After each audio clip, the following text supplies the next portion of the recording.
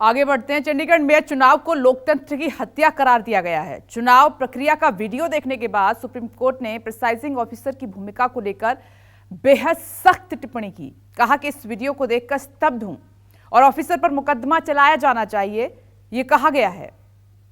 अब आगे देखते हैं कि इस मामले में कार्रवाई क्या होती है, क्योंकि वीडियो जो आया है वो हर कोई देख रहा है।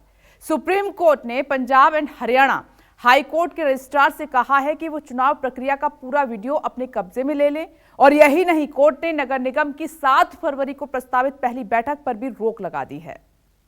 सोशल मीडिया पर वायरल रिटर्निंग ऑफिसर की कारस्तानी का ये वीडियो देखते ही देश की सबसे बड़ी अदालत का गुस्सा 7वें आसमान पर पहुंच गया।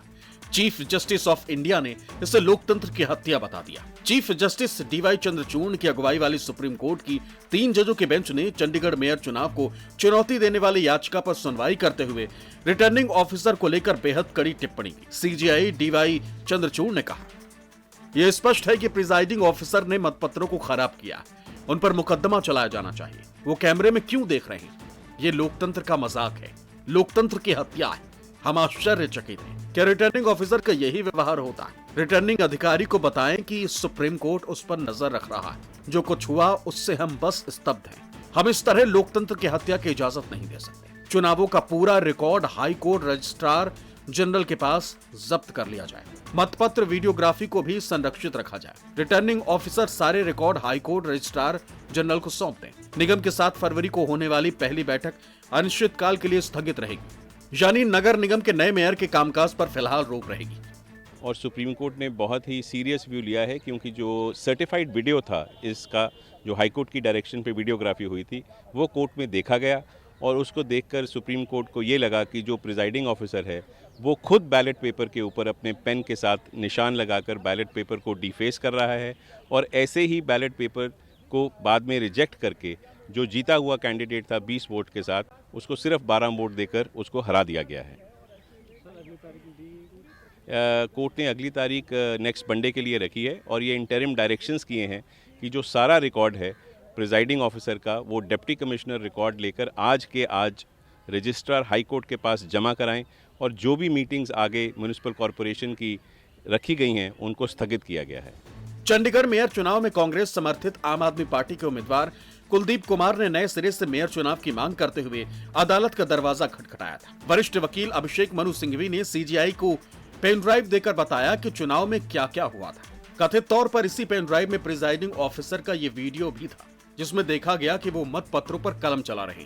साथ ही कथित रूप से पीछे के दरवाजे से बीजेपी के कैंडिडेट मेयर की कुर्सी पर आकर बैठ जाते हैं। तो जिन वोटों को बीजेपी ने रद्द बताया था, उससे सुप्रीम कोर्ट ने प्रिजाइडिंग ऑफिसर की कारस्तानी बता दिया। कोर्ट की टिप्पणियों से आम आदमी पार्टी का हौसला बढ़ गया और पार्टी नेताओं की पलटन भी कोर्ट की टिप्पणियां दोहराने लगी। चंडीगढ़ में मेयर का इलेक्शन था, जिसमें आम आदमी पार्टी और कांग्रेस अलायंस में 20 एमसी एक तरफ थे और 16 बीजेपी और उनके अलायंस के 16 एमसी एक तरफ थे। और जो कैमरा लगाया गया था उसने पकड़ा कि कैसे प्रिजाइडिंग ऑफिसर अपने हाथ से उन वोटों को कैंसिल कर रहा है, कैसे बीजेपी के पक्ष में जा रहा है, कैसे एक मैं समझता हूं डेमोक्रेसी की धज्जियां उड़ाई जा रही हैं, कैसे लोकतंत्र का मर्डर कर रहा है। सो उसके ऊपर आज ऑनरेबल सुप्रीम कोर्ट का जो अभी पहली हियरिंग पे, फर्स्ट हियरिंग पे जो उन्होंने टिप्पणियां की हैं, मैं समझता हूं ये देश के संविधान को बचाने के लिए बहुत अहम है, देश के लोकतंत्र को बचाने के लिए बहुत अहम है, क्योंकि आज बीजेपी देश में राज कर रही है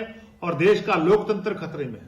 कोर्ट ने कहा कि इस इलेक्शन विच सरेआम लोकतंत्र का मजाक बनाया गया, लोकतंत्र की हत्या की गई है। आपां सब ने वेख्या किस तरीके बीती 30 जनवरी ਨੂੰ इंडिया अलायंस ਦੀ आम आदमी पार्टी ਤੇ कांग्रेस ਦੀ ਜ਼ਿਆਦਾ ਵੋਟਾਂ ਹੋਣ ਦੇ ਬਾਵਜੂਦ ਵੀ, बीजेपी ਦੀ ਘੱਟ ਵੋਟਾਂ ਹੋਣ ਦੇ ਬਾਵਜੂਦ ਵੀ ਕਿਸ ਤਰੀਕੇ ਸਰੇਆਮ ਧੱਕਾ ਕਰਕੇ बीजेपी ਦਾ ਮੇਅਰ ਬਣਾ ਦਿੱਤਾ ਗਿਆ ਤੇ ਉਹਨੂੰ ਇਮੀਡੀਏਟਲੀ ਲਿਆ ਕੇ ਕੁਰਸੀ ਤੇ ਬਿਠਾ ਦਿੱਤਾ ਗਿਆ।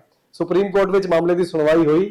ਸੁਪਰੀਮ ਕੋਰਟ ਵੱਲੋਂ ਫਿਲਹਾਲ ਚੰਡੀਗੜ੍ਹ ਕਾਰਪੋਰੇਸ਼ਨ ਦੀ ਅਗਲੀ ਬੈਠਕ ਤੇ ਰੋਕ ਲਾ ਦਿੱਤੀ ਗਈ ਹੈ ਤੇ ਇੱਥੇ ਤੱਕ ਕਿਹਾ ਗਿਆ ਹੈ ਕਿ ਇਸ ਤਰੀਕੇ ਇਲੈਕਸ਼ਨ ਕਰਾਉਣ ਵਾਲੇ प्रिसाइडिंग अफसर ਤੇ कार्रवाई होनी चाहिए, ਇਹਦੇ ਤੇ मुकदमा चलना चाहिए।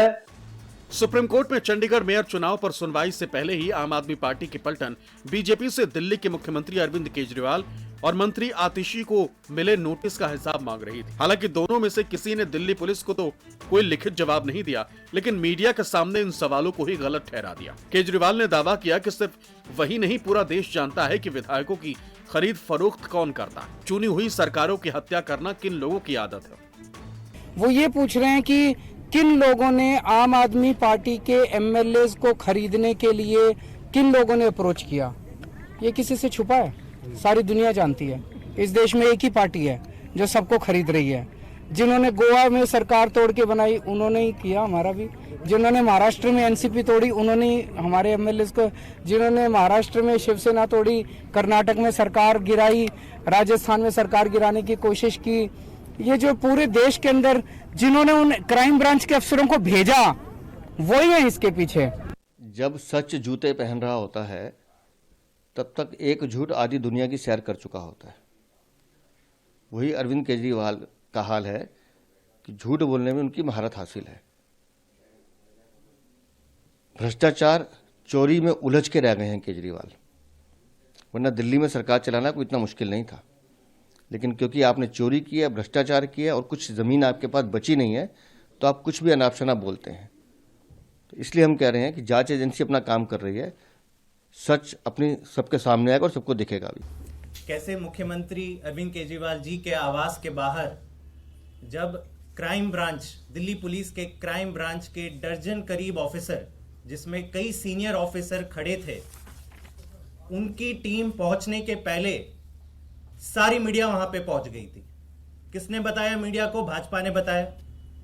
मतलब भाजपा को पता चल जाता है कि अभी क्राइम ब्रांच मुख्यमंत्री आवास पे पहुंचने वाली है। आज मंत्री आतिशी जी के यहां क्राइम ब्रांच के वही दर्जन ऑफिसर पहुंच जाते हैं। उससे पहले दो दर्जन मीडिया वाले पहुंच जाते हैं। जहां मैंने उनसे एक आम नागरिक के तौर पे सवाल पूछा कि किस धारा के तहत, बस इतना बता दीजिए, किस धारा के तहत आप ये नोटिस मुख्यमंत्री जी को पर्सनली हाथ में सौंपना चाहते थे? क्या कहा उन्होंने? नहीं जी, नहीं जी, मीडिया के सामने नहीं कहूंगा, आ जाइए अंदर, आ जाइए अंदर, बात करते हैं। इतना डर। वैसे अरविंद केजरीवाल भी उनकी बातों से आज कोई भरोसा उनकी बातों पर नहीं बचा है। ये वही अरविंद केजरीवाल है जो गडकरी जी पर आरोप लगाते थे, नाक रगड़कर माफी मांगी। स्वर्गीय अरुण जेटली पर आरोप लगाते थे, नाक रगड़कर माफी मांगी। सबसे ज्यादा इतिहास में नाक रगड़कर माफी मांगने का और अपनी बातों से यू टर्न करने का इतिहास अगर किसी का है तो वो अरविंद केजरीवाल का है। अरविंद केजरीवाल जी, आपने तो पहले भी कहा था कि कोई सीबीआई का ऑफिसर ऑफर दे रहा है बीजेपी ज्वाइन कर लो, उस पर आज तक शिकायत दर्ज नहीं करवाई आपने।